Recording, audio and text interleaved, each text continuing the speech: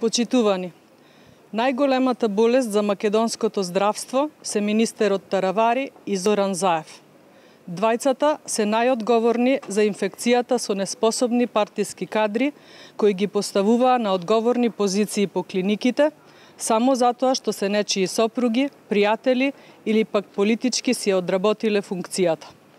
Оваа инфекција е смртоносна. Секојдневно одзема животи во болничките соби и ходници. Граѓаните почнаа да се плашат од самата помисла да побараат помош во болница за себе или своите најблиски. Единствениот лек за оваа болест што го зафати здравството е оставка на Таравари. Јасно е дека оставката нема да ги врати загубените животи, но ќе биде некаква утеха за трагедиите што секојдневно ги гледаме. Смртните случаи по болниците се редат. Трагичниот биланс се зголемува. После секој случај на починато новороденче или дете, Таравари најавува формирање на комисија. Ефектот од комисиите е еднаков на нула. Дали некој памети кој е исходот од резултатот на работењето на комисијата која што го испитуваше случајот со 3 починати новороденчиња? Не памти и не може да памти.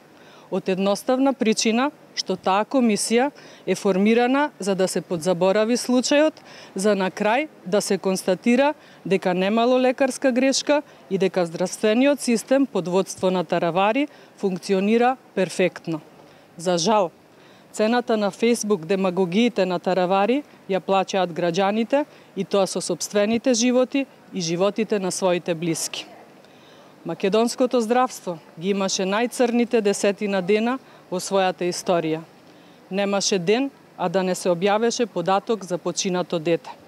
Медиумите деновиве пишуваа за 10 случаи во кои новороденчиња и деца ги загубија животите.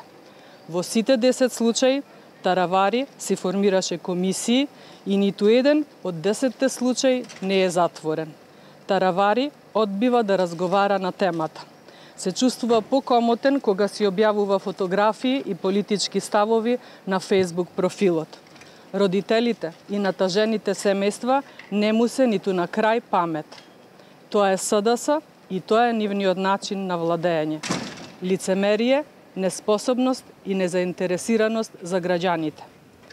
ВМРО ДПМН предупредуваше дека Заев и СДС со именувањето на докажани корумпирани партиски послушници и митаџии ќе нанесат непоправлива и ненадомеслива штета по здравието на граѓаните.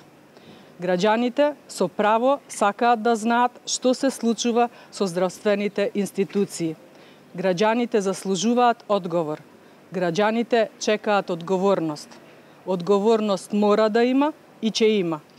На 15 октомври граѓаните ќе им кажат не на виновниците за трагедиите што се случуваат во македонското здравство.